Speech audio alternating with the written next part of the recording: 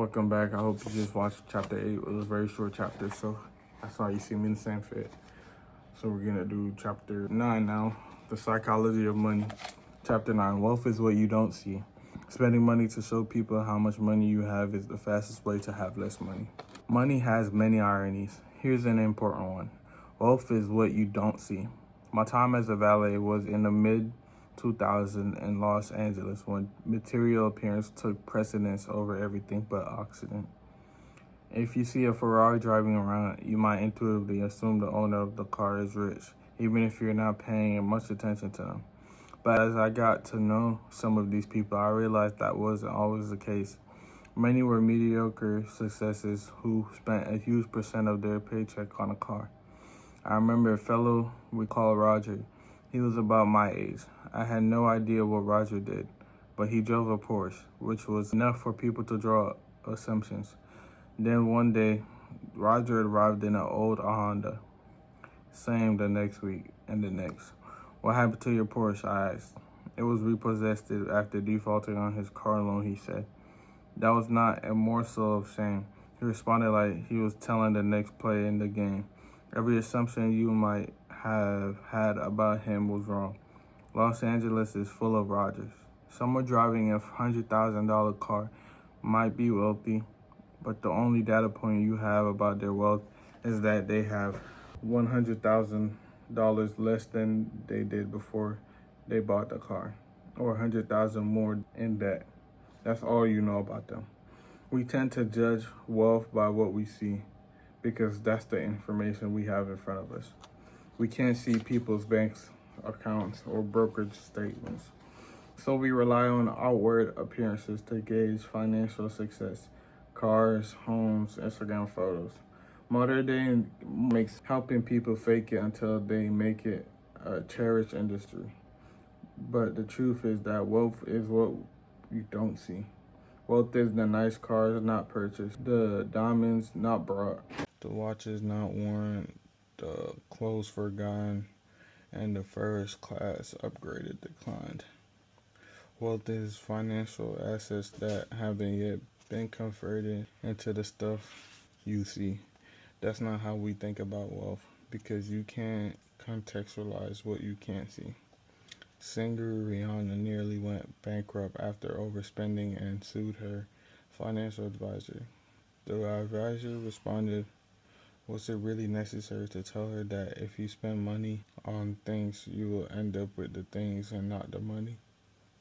You can laugh, and please do, but the answer is yes. People do need to be told that. I can get the door free. When most people say they want to be a millionaire, what they might actually think is, I'd like to spend $1 million. And that is literally the opposite of being a millionaire. Investor Bill Mann once said, there's no faster way to feel rich than to spend lots of money on really nice things.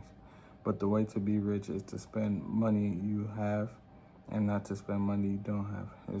It's really that simple. It is excellent advice, but it may not go far enough.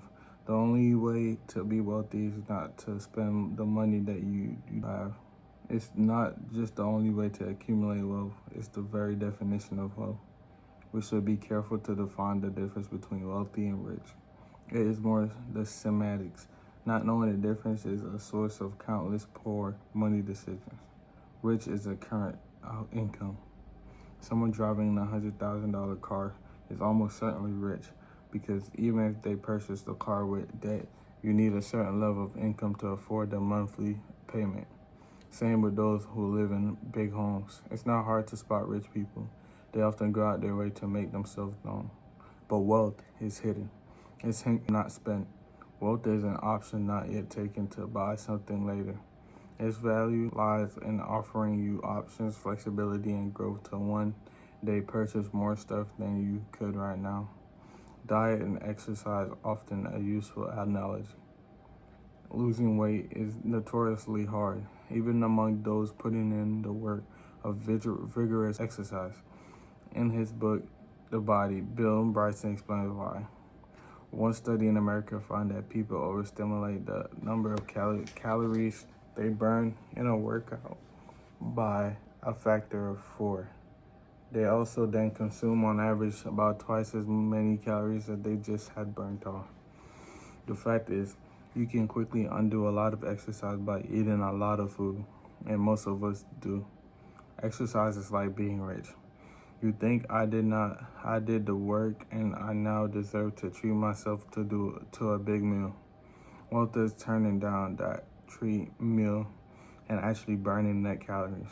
It's hard and requires self-control, but it creates a gap between what you could do and what you choose to do that accrues to you over time. The problem for many of us is that it is easy to find rich role models. It's hard to find wealthy ones because by definition their success is more hidden. There are, of course, wealthy people who also spend a lot of their money on stuff. But even in those cases, what we see is their riches, not their wealth.